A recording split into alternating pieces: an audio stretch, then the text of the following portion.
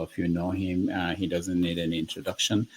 He is one of the people championing reactions to what is happening to Dele Farotimi in Nigeria. So let's welcome to the show, Omoyele Sowore. Hi. Hi, good afternoon, everyone. Thanks Yeah. for having. I apologize. It's been a long day, so And I just want to briefly jump in and quickly jump out as soon as possible because my role here, I think today is specific, is regarding Dele Farotimi and what we're trying to do to get him out of the from what we need to do to pay the ransom to get him out of the hands of the kidnappers who kidnapped him from Lagos and kept him in Ekiti prison since last week. Yeah. so let's start with have you heard from him? Were you able to talk to somebody who saw him?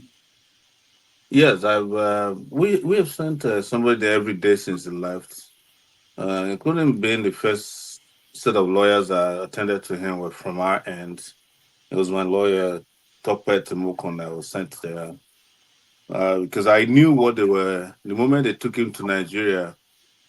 Um, um, I'm sorry, the moment they took him from Lagos to Ekiti, I knew the plan, what the plan was, and primarily is to ensure that he doesn't get any kind of fair judicial treatment in that place. Because Chief Afet Babala's SAN practically owns Ekiti State. If anybody owns a state, he's one of them. I think the other person is Danjuma, who owns Taraba State. So you can just distribute states like that. But this one guy who owns a state, practically, and they determine what happened in those states. And whenever they don't have control of the state, you can tell. For instance, I think during Fire Mist time, they didn't get along. I don't think the booty in the state was enough for the two of them, so they were always constantly fighting. So, as someone who's constantly been in this kind of situation, I knew what their plans were. I used to get him to court, ask him to, I mean, arraign him and then deny him bail. And before you know it, he will be out there until January. And how it works is that if they come on Tuesday to argue his bail, the police will say that they need more time to present their own argument against the bail. Typically, they will ask for 7 days. The judge will look at it and say, "Oh, let me add 3 more days." So from December 10th, it becomes December 20th. And then that date, the judges or magistrate will go on Christmas break until January 15th, basically. So if there's no any other alternative pressure, he'll Dele will be there in September. I mean till sorry, January. And what they do is, which is typically what they do is they know they can't try him and get any fair, even if the magistrate and the prosecutors are their children, the case can't be tried. They can't get any judgment in their own favor because they know what is involved. But what they do typically in this case is to obtain the punishment before the trial. So if you're going to spend 3 years in jail for cybercrime, well, they get to put you in detention for 3 months. That's enough for them. They're teaching you a lesson. So, what are your group planning to do to put pressure on the people holding him? It's not about people holding him pressure alone. I think where all Nigerians have agreed is that just like we used to for a long time, understand we have a police problem or policing problem until we dealt with it with NSAS. I think people are starting to understand that there's a judiciary problem in Nigeria too that has to be dealt with decisively. I don't know if by next week enough people will be out on the streets to get that resolved. But yes, the consensus is that when you look at how they handle electoral matters, criminal matters, even civil matters that has to do with landlords and tenants, it is only the connected, the influential, and the rich that can get justice in Nigeria. It's crazy, and I think everybody's had it up to here. Dele was just the last symbolism of it that shows how these rich people can just buy justice. And when you say justice, The American blacks in the civil rights era call it just us. It's just them. So it's, you get the police to incriminate someone, he's thrown into the court system. And the court system is basically people they can talk to at the back end, and then they keep punishing you until either you die or you're frustrated or you fight back strong enough to survive. But typically, even before you survive, they would have obtained the punishment that they want against you. They did it to me, so I understand how these things operate. That are there things happening behind the scene that we don't see that you can I share? have a feeling that they're talking to themselves. I think they've realized that this blew up in their faces, and I suspect that's the reason they went for the second uh, charge or set of charges at the federal high court. Because now we've realized through meticulous intervention, not any particular organized intervention, that the Ekiti state doesn't have a criminal procedure for defamation. So so he's been charged in a law that doesn't exist. So they then escalated it to the cyber crime at the federal level. So the federal high court in Ekiti will sit. We don't have a date yet, but I suspect that they will sit tomorrow because that's what they do. They just give him. They're just gonna serve him the charges tomorrow. I'm not a lawyer, but what I do typically, what I advise lawyers to do typically in this case is that the day they are charging them, apply for bail in writing. It doesn't matter what they are charging for. Typically, a magistrate court is supposed to accept oral bail applications, but it's still the discretion of the magistrate. Uh, so he has asked, or whomever the magistrate is, has asked for written application for bail. But that makes it complicated because the police, even when they are served, we come to court and say they just send the copy because the officer in charge traveled to Abuja. Typically a lie, and they are just arrived. Or they will say the CP took the letter to Abuja and the IG is not at home. So that they are just gotten an order to reply, and that will take 7 days. So then they will present him before the federal high court. The federal high court actually is the one that typically will ask for you to apply for bail in writing. Also, you start counting from that day. So if I was a lawyer at this point,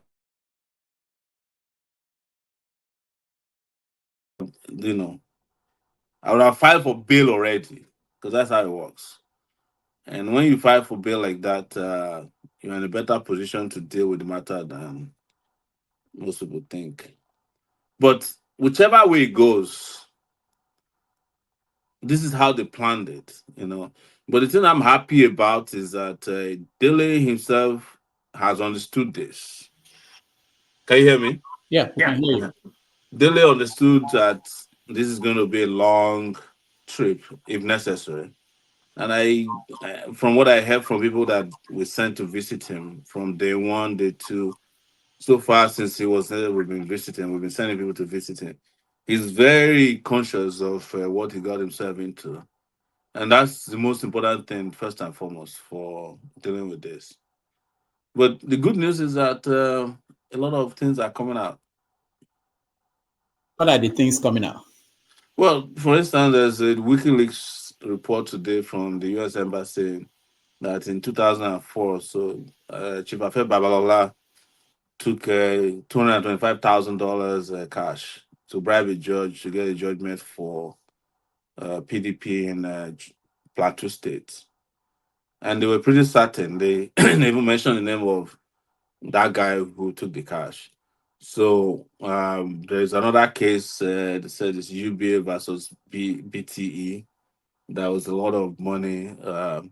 There's a mention of a woman who used to work with Afeba Balola. I think her name is Rosanna also, who they said left Peterlee and has a lot to say. You're going to get a lot more from this. I don't think Chief Afeba Balola calculated that it will be this rough, that it won't be Dele Farotimi versus the federal government of Nigeria, FGN, but it will be Afe Balala versus the people of Nigeria. So how do you think this will end based on your own experience? You can't pretend it. I mean, sorry, you can't. I don't think anybody can prophesy how it ends, but I know that it will not end well for them. What needs to happen is to protect Delhi to stay alive and survive this period. If he's alive, he will triumph. The bulk of the work is been done by the way and manner they carried out his arrest and persecution, not prosecution. So he doesn't have. If I was him, I would just ask people to send me plenty of books. I wouldn't even try to defend myself because a lot of people are doing a better job than he could have imagined. Better than what was even written in the books is coming out. Do you were you surprised by the reaction of some people in the judiciary system in Nigeria? There are some lawyers who've been responding. I wanted to play some of them, but were you surprised at what is coming out in terms of No, those I defending? see there are a lot of groups that have what they call esprit de corps, spirit of solidarity. And I think lawyers are one of those lawyers because people don't understand that judges are lawyers. Judges are former lawyers or lawyers who are sitting on the other side of. So, and who's the reason why they call them a judge is because there's this extraordinary belief that they are so clean, clear, and and honest to take a position on matters that, regardless of who is affected, they will be fair. That is why the symbol of justice is that lady justice that is blind, right? So, but when they were designing lady justice, they didn't calculate that the judges in Nigeria will be men who are not blind. So, and it's more like a fraternity actually. It's not a judicial system. It's a cabal. It's a fraternity in Nigeria. So they are all defending the workshop of the judiciary because if the judiciary goes down, a lot of people will go down with it, including businesses, wealth. Let me tell you, some of the wealthiest people in Nigeria are lawyers. I think some of this between 1 to 10 richest people in Nigeria are lawyers. And I think out of the 10, about three of them are lawyers. Probably Afe Babalola is one of them. Yeah. How did he become rich? This rich? Do you know? I think it was doing rituals. And that's what they want to use Dele for. They want to sacrifice him so that he will become richer. But, all of us know, I mean, that's on the lighter side. All of us know how it works. And what I heard is that he made a lot of money under the Obasanjo regime. And it's through all these rackets that are now coming out. Now, the elite, I mean, some people are framing this as old money versus the younger generation, and that this is an exposure of old money that people never questioned. Are you hearing that from what is going on in the social media to say? No, I think what is happening is that there's a new generational consciousness around the judiciary. Just like I said about the police, NSAS has been brewing for years. You cannot believe that I was detained by NSAS in 1998. So everything that you heard about in 2020, I had already seen it. Getting, shooting people, packing people like Shandins at night, and people who have different levels of gangrenous injuries, then taking out people to go and kill at night. We were aware of it as far back as 1998. So it's been building. A lot of people have become victims of this, but nobody, you know, it took a while. It took a new generation to say, "Look, enough is enough." I think that is the where we are with the judiciary. I think they've reached a period of comeuppance. Um, is it going to happen next week? I don't know so, but it has begun that people are beaming more touchlight on them. I mean, more light on the judicial conduct or judicial officers. And part of it came from, election matters a lot, especially the last election. Have you gotten the book? Did you read the book? People like me, we don't buy books. We rely on We can buy one for you, and no, we rely on back channels. We rely on people to read it for us and explain to us. We are learners. No, I haven't, but interestingly, he had invited me to come to the book launch, but I had left Nigeria at that time earlier in the year. So I had not seen this book until now. But now I heard a lot of people are purchasing the book, including people who are not reading it. now, are you aware of the allegations, the exact allegations Babalola is making that is in the book? Do you know the content? Do you think that it can be proven? So, for instance, when you say that someone collected money, a judge collected money to influence a judgment, how do you prove it? I I've seen the charges, and the contention is that it's they were criminally defamed because that whatever happens, he must provide the proof. Uh, but what has ruined the case is that you can't ask somebody to provide it. You can't challenge somebody to a fight when you handcuff their hands backwards. So that's no longer a fight. That's what people are saying. Like, if you wanted to prove, let him prove it in a civil trial. We're all waiting. The gallery will be filled up.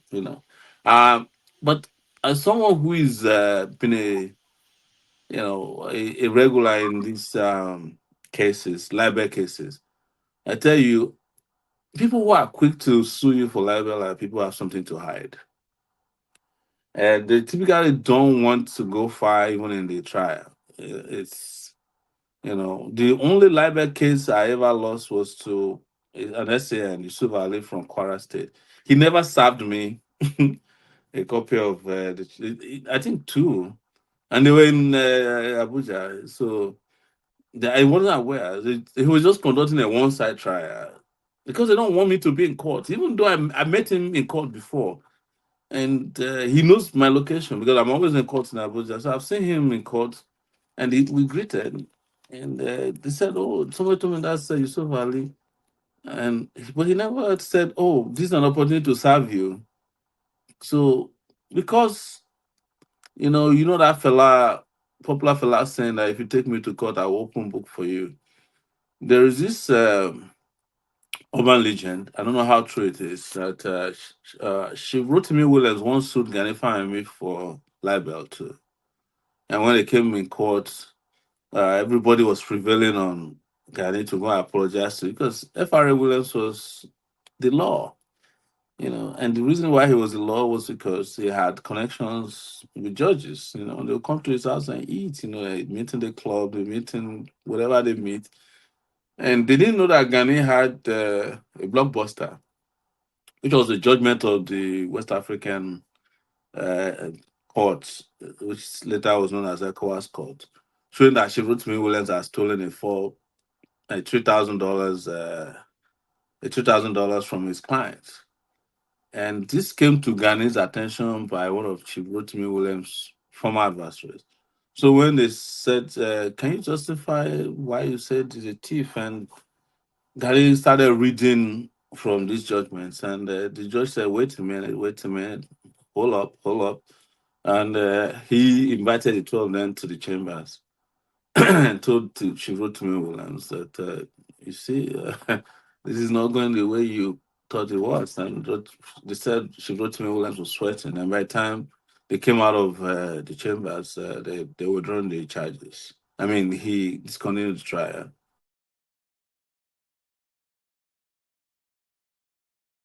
They make it sound. And like I said, when I was in Abuja, I had over 13 libel cases at the federal uh, Was it because of what you said or what Sahara Report has published? It's mostly Sahara reporters reporting. But in the US, I think I've had over six libel cases. I still have one ongoing, filed against me by a former ambassador in Texas. So, but where the difference is that here you can prove your case. In Nigeria, you can't. They will never let you prove your case, either by making sure you don't get the details of the case files, or you are not even served subpoena or summons of the case. Because they want to win. Most importantly, they want to win, and they want to prove to the court that they defeated you without a trial. But it gets complicated in the US because to prove libel here, you have to jump a lot of hoops. And firstly, you have to be able to really prove that the person libel you. But in Nigeria, you don't have opportunity to question the person who say you libeled him. You don't have opportunity to subpoena documents. In the US, you can. So, and you don't have several other opportunities that present itself here where the court provides you opportunity to, when you move beyond challenging jurisdiction and all that, to question even your adversaries. So that doesn't present itself in Nigeria. It's just a big man versus the rest of us. So what happens on Tuesday? Well, there'll be protests in London. There'll be in Ekiti, Lagos. There'll be in Canada and Abuja, the Federal Ministry of Justice. That's what happens on Tuesday. And in addition to the trial itself, if it continues. Some people pointed out that Deji, there was a letter that Deji, your friend, wrote, his lawyers wrote that this is already having impact on people and how people speak in public. Do you have anything you can say about that? I have not seen such a letter that I've heard that they wrote a letter retracting a statement he made about PDP leaders, but I've not seen a letter, and I'm not here to speak for the G. So we're here talking about Dele and the way he was rough handled and his case. Uh, you know, that's what we're talking about, not. Yeah, okay. I know that you've been in different detentions and prisons. Where Deji is, can you give us an idea what kind of place it is? Do you have Where Dele is. Dele? Yeah, sorry, Dele. The kind of It's, prison is it's, it it's, magistrate? I would imagine it's a medium security prison in Ekiti, but it'll be a dirty, abandoned building. I'm not worried about where he sleeps, but the fact that he's responsible for feeding the entire prison population. And so everybody will just be bringing their problems to him all day long, including the warders who probably haven't been paid or have been shortchanged. So it's gonna be having sleepless nights, not from the state now, but from his co-prisoners. What about his family? Were you in touch with them? And Yeah, I've been in touch with the wife a little bit, and they're all in great spirit. Because I've been to Dele's house before in Lagos, and I think they understand that this is a possibility. The wife is handling it very well. Yeah. are you planning to go back to Nigeria anytime soon? Yes, I do plan to go back. In fact, if I knew this was coming up, I would have been on the ground by now. I hate to miss out on an action like this. For you, it's a show. I would love to be Dele's prison partner, in the kitty, and we just have fun for the Christmas period. All right, this is a serious issue, in the life of Dele, and but I also know that as an activist, you think he comes with the territory, and that Absolutely. he's prepared for what is happening.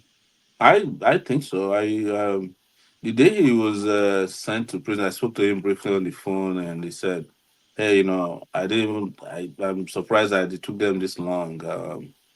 But wait, I'm good to go now. I'm going to prison." That was after he was denied bail. So I think he's prepared.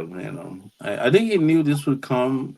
If it doesn't, I would be shocked that. I mean, the moment you become prominent and you are in the business of offending powerful people, you should expect the worst and hope for the best.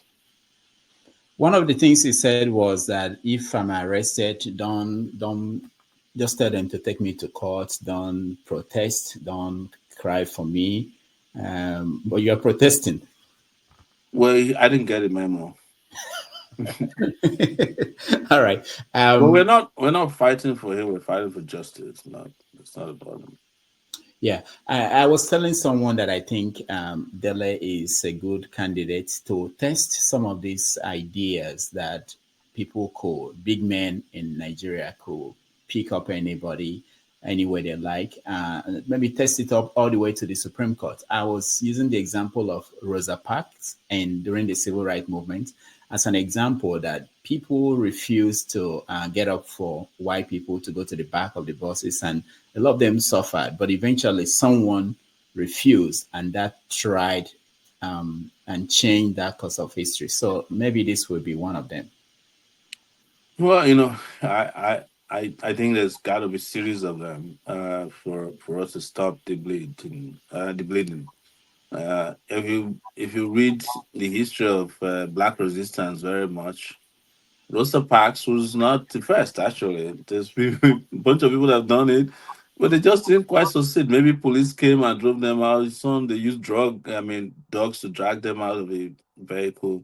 But she was the first who sat there and said, you know what, if someone sat in a bus in those days to the point that the photographers came, it was well planned. So, um, but I wasn't there, so I don't know if the photograph was taken on that day or if it was a reenactment. But you see, what Dele has done is remarkable, but there's a lot more that needs to be done, just beyond just him not getting up from it. But what is remarkable about it is that his own experience has brought a lot of us together to realize that, hey, wait a minute, if we continue like this, nobody will be left pretty soon. Because you're talking about Delhi, there's a guy that Bonner Boy kept in detention, Speed Darlington.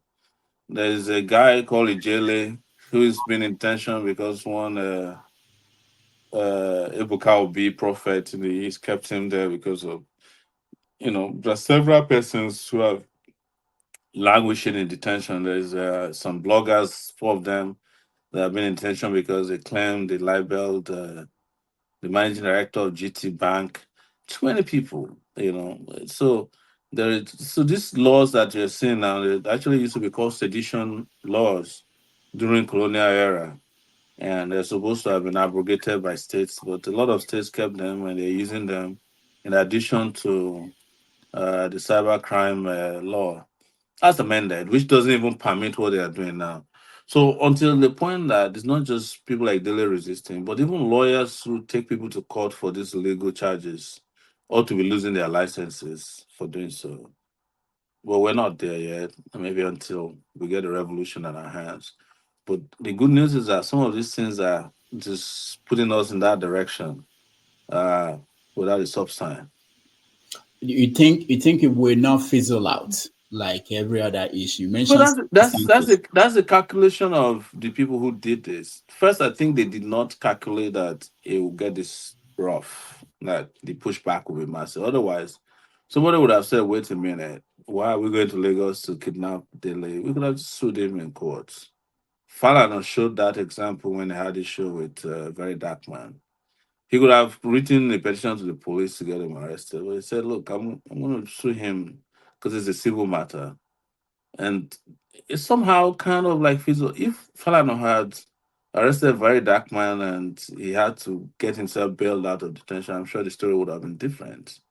So I don't think this will fizzle out. But in terms of momentum, considering how Nigerians are and it's holiday season, I won't be surprised if the momentum, if it doesn't become a trending issue every day anymore, or if it completely fizzles out because the people who are affected, who got themselves involved in this, are smart enough, early enough to say, look, we made a mistake. And just go and withdraw their charges and go the civil route. Nobody will hear about it as for next week, as from next week. And Nigerians love holiday seasons. Christmas, New Year's coming. It is uh it is therapy for people who are suffering as much as they are. If on Tuesday a few people came out to protest in Lagos, in Abuja, in Ekiti, and what London. happened? What happened? And then they still keep him in prison. What happens on Wednesday, on Thursday? Well, we'll cross the bridge when we get there. Okay. Yeah. I want to know, do you have time to take a few questions from our audience? Is any member of the audience planning to go to Ekiti? Let me see. Maybe we can get some people who are applying. Let me see. Let me get a few people in. I want to talk to people who strictly are going to Ekiti, not people who are ordering pizza in America. Because Oh, that's okay. exactly what I'm doing. This is the wrong person then. He's eating pizza in California. Okay. I'll just, how much time do you have? Let me If know. I can take around that 5-10 minutes, that's Five, fine. 10 minutes. All right. Okay, Pansat, your question first. Just go straight to the question so that we can get a few people in. All right. Thank you very much, Rudolf, and for bringing Omoyele Sowore. Mr. Sowore, welcome to this platform again. Thank you. And thank you for all you've been doing. It's quite substantial sacrifice that you make on this issue now that we are talking about. Dele Farotimi, in previous shows, we've discussed him. He's one of the best to come out of Africa. Honest person, courageous.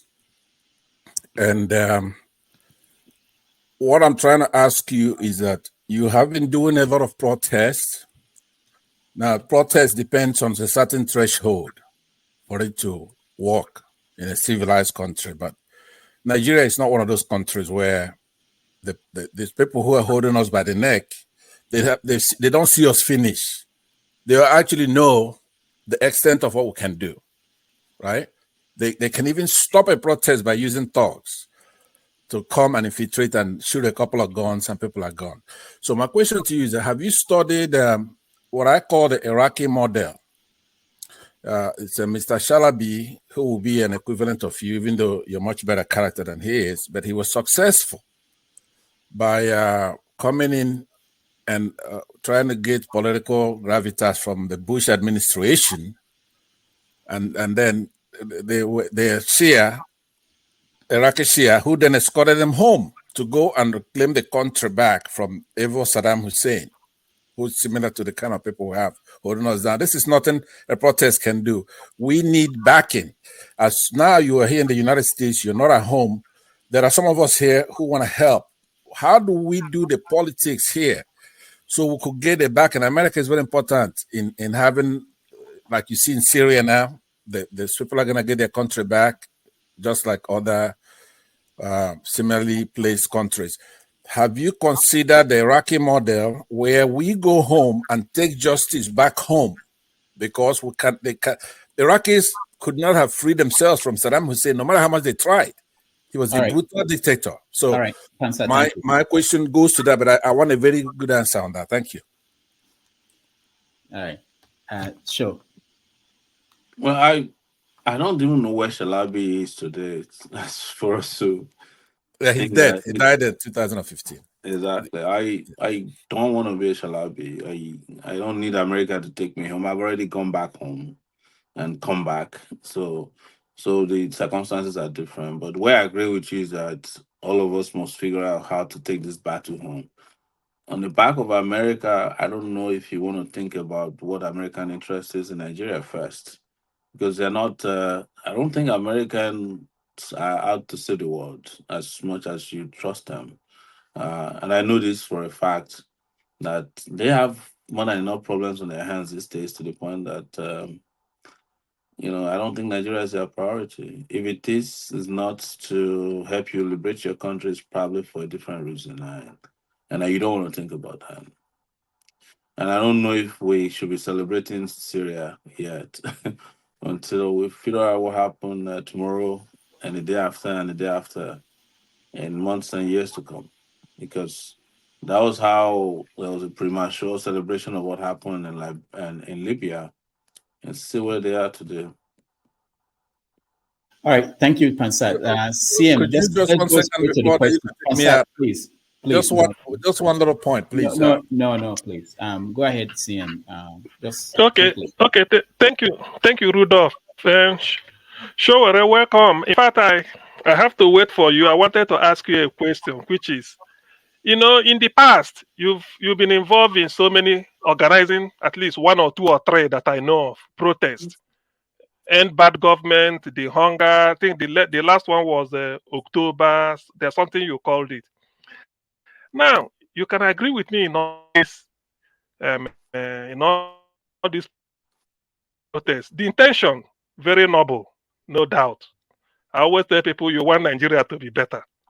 But the people you are dragging, the people you want to drag to do this thing, they are not ready. So my question is, what is the guarantee or the conviction that this one, like you said, if you had known something like this will crop up, we would have been in Nigeria before now.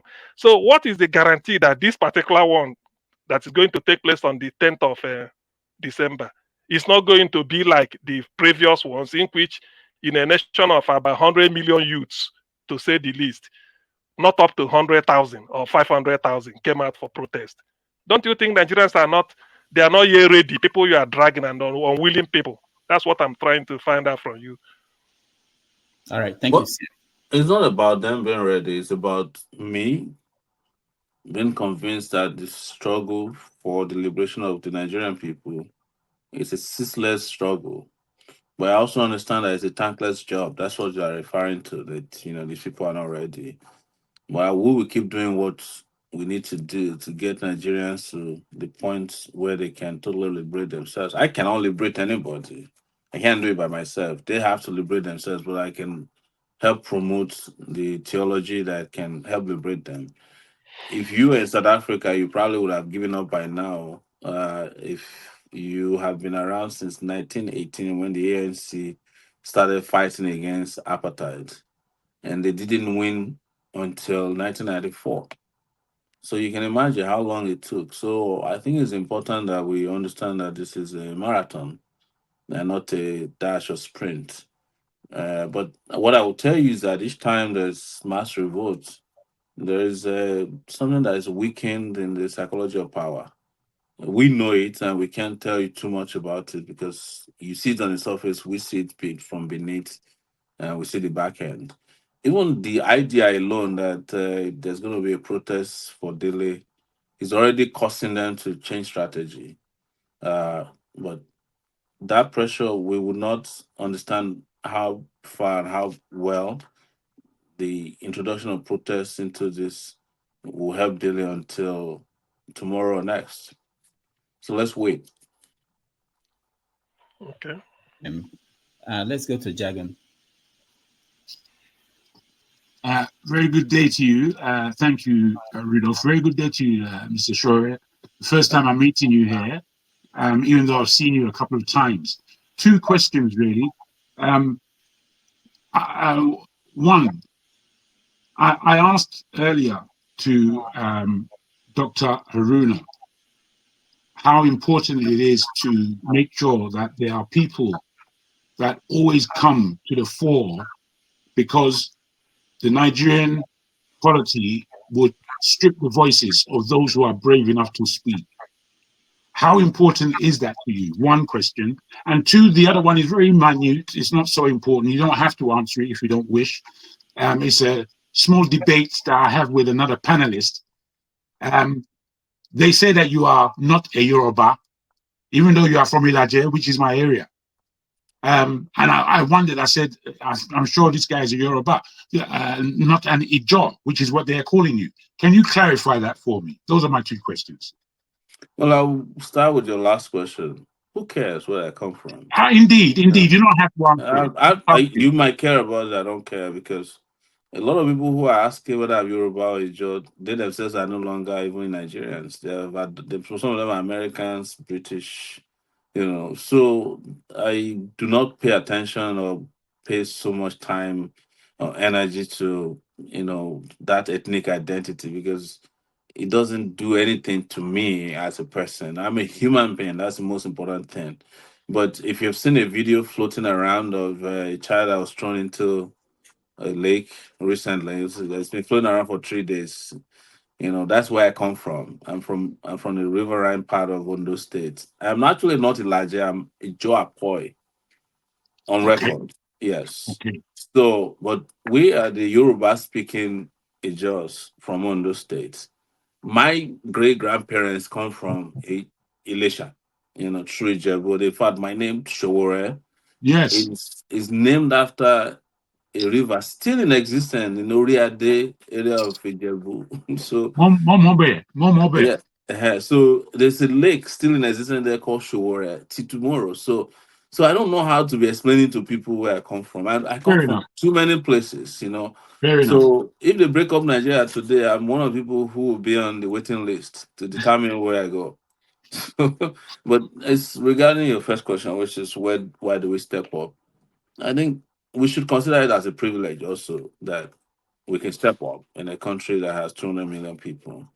And that some of us have built ourselves to just step up for others, step up for ourselves, and try to have a homeland that is, that respects human dignity, and that we do not subscribe to this idea that we should be second slaves. We should be slaves in our homeland, and that's important. But you see, there's a lot of pieces that have come together today that can make anybody step up. What you're saying, the conversation we're having today is making you step up because you will be shocked by that there are people watching this who are going to go back and say, IG, we can't do this. So Shores and having some conversation with some guys and they're applying to shut down this country. It may not be what we are planning, but all of this have every voice coming uh to the fore to discuss what is right and wrong is important. And I don't attach too much importance to myself as one single voice to make it happen. But maybe I'm notorious for stepping forward, too frequently. But all of us are doing so at the same time. I see this daily matter, for instance, and I'm surprised that what they're worried about is not that Dele was arrested. Is it the biggest worry is that how many people are complaining about it? Because for them this is like what they call two fighting in Nigeria. Why is everybody interested? They didn't calculate that this Sunday you'll be talking about it. All of you will be talking about it on the show. But it is where we are. And that there are things that are acceptable to us and things that are unacceptable. But I'll say finally, I've always said this that if you take all of these people that are on this show today, about 10 of you, and it asks you where would you rather be, I think home would be your answer. Except maybe Hansat. All right, thank you. Let me go to Matt. Matt, you're next. Oh, uh, thank you so much, Mr. Rudolph, for this opportunity. And Mr. Shore, once again, I'm so happy to meet you again. I don't know when you'll be coming to Spain again, huh? I don't know when you'll be visiting again in Barcelona. We are missing you here. Anyway, I just want to ask one question and then appreciate you for all that you have been doing because it's not an easy task, it's not an easy job. You have been doing great, fighting for others, trying to, fight for those that are being oppressed. That's a very good one from you. I pray that God will keep protecting you and guide you also. What I want to ask you is this, please. Why do we always allow these things to happen before we start agitating? Why don't we try to prevent it? Because I don't know this type of, I don't know what I will call it in Nigeria. We always allow these problems to happen, then we start discussing it. But in other places, it doesn't apply like that. It's just they stop it before it happens. Like now we are complaining about the judiciary. The police, we forget about the police that came to arrest him. They are All all right, all involved right. in Matt, this. Matt, we have So to round what do round up. we We do? don't have What do we time. Mm. What do we do to avoid Matt, it happening? the question you asked is very simple answer. What we need are the numbers, right? So if we want to prevent another delay from happening next week or next month, you have an opportunity now on Tuesday. Mobilize everybody. Even in Spain, go to the Nigerian embassy in Spain with 100 people. Let the London people rise up, let Canada, US, but most importantly at home in Nigeria. Rent a bus for the people who want to go to Ekiti. Don't give me the money, right? Before somebody turns it around and say, yeah, but just look for somebody to give them a bus. Let people flood the kitty on that day. There's nothing they can do. I know them. So you will see that nobody will ever try this again. Are you getting my point? I often refer, I use myself as an example. I have thrown my life on the lines a lot of times, and I know that each time I do that, it's like a line in the sand that the state don't want to cross anymore because the consequences that befalls the state. But imagine if, as I'm doing it, somebody is doing it elsewhere across the country in 36 states, in all the major cities. We will. Nobody will ever do this again. So the answer is numbers, numbers, commitment. As much as I want to praise how we talk on the internet, also talking too much sometimes doesn't make any difference. We just talk, talk, talk. Next week we are back again. We talk, talk, talk, talk. The people you are talking to, they know that you are coming back to talk. It's like you all are talking heads. They respect people who act, not people who talk too much. So any talking that doesn't lead to action, please, forget it. They would look today. They just had election in Ghana. By 12 noon Ghanaian time, they had announced the winner. The other side had considered. That's the night time in Ghana that they've had transition to demo. I mean, they've had civilian elections. Even INEC chairman was there, shamelessly praising the process. So, But he's going to go back and rig the next election. That one is certain. Why? Because you and I tolerate it. We must accept and admit that we are the ones who have expanded, extended, and elongated this culture of impunity that become, sacrosanct, so to speak, in our homeland. All right, thank thank you. you. On the politics, we have just few. I don't know how many minutes. So anytime you want to go, let me know. Oh, Yeah, I'm out any minute from now. Okay. So on the politics, just ask your question and then we can. eh, I- I'll make it short. But first, I want to make a demand, not out of disrespect, but out of appreciation for the work you are privileged to be doing, as you just admitted. For two reasons. One, I traveled all the way from Texas to New York to interview you, but unfortunately, Rudolph gave me the wrong address, so I couldn't make that happen. And two, I'm always in contention with your foot soldier, either from Ekiti, from Lagos. So we always go back and forth on my platform. So when am I going to have you on my platform? That's the demand I am making. Then two, with what is happening to Dele, if I look around the world, I see X, Twitter now X versus Brazil. I see the same Twitter versus Australia. I see the CEO of Telegram being picked up by France. So the question is, what? Not necessarily who next, but what next? Are they going to start going after the platforms, or just like this one that they were to actually siphon our vote, just like what is going on around the world? So that's my question. What next? And my So, demand, please, if you oblige.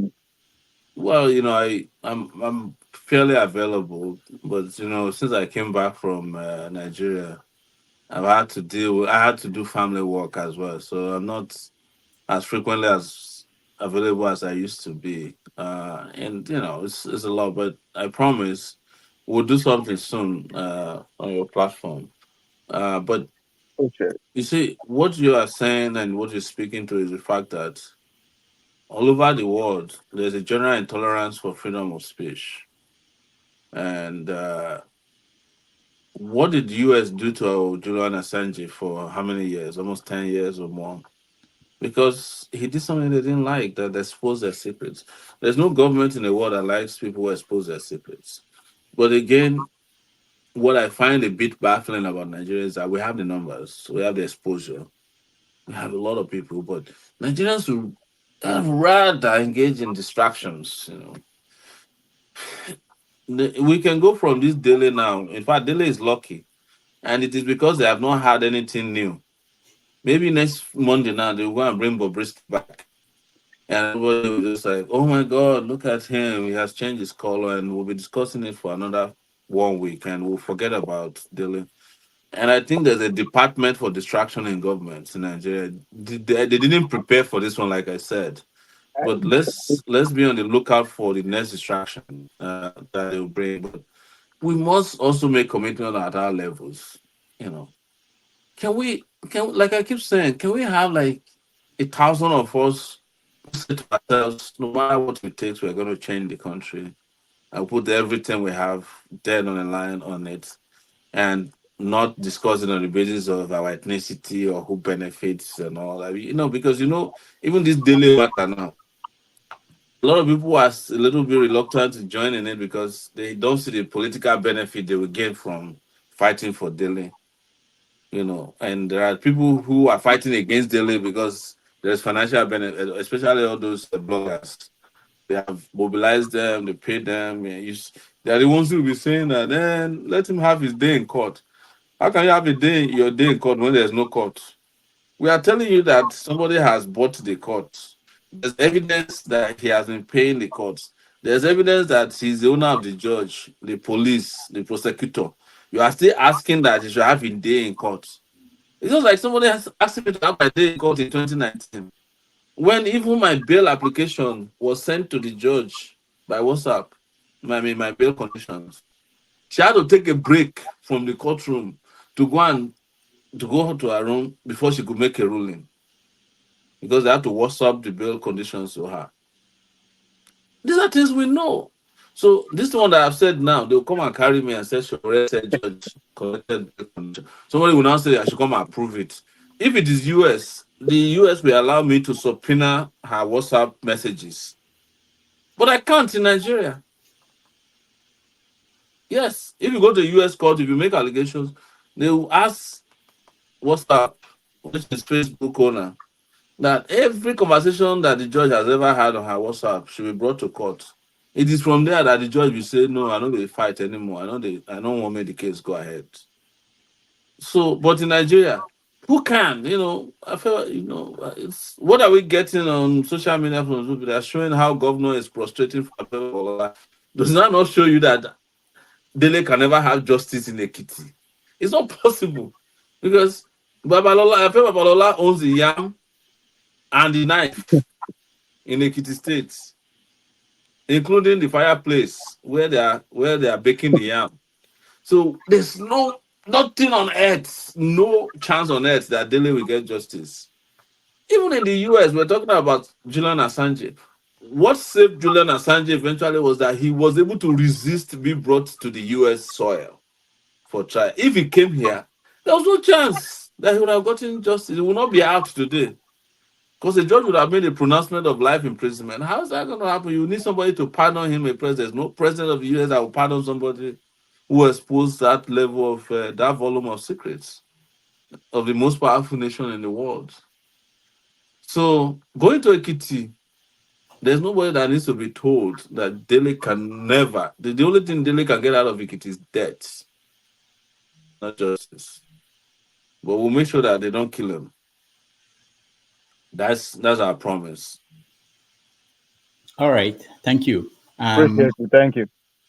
Thank you, everyone. I hope to be back again one of these days. But let me use the opportunity to wish you happy holidays. For those of you, people like us, we don't go on holiday. Next week now, people will bring another problem. All right. Thank you very much. Before you know it, Christmas is ruined. All right. Have a nice afternoon. Thank you so much. Thank you, Sowore. Thank you. We appreciate this time you spent with us. Let's do this, and I know most of you didn't get a chance to talk to him. I'm sorry about that, but we will continue to bring people like him to join us when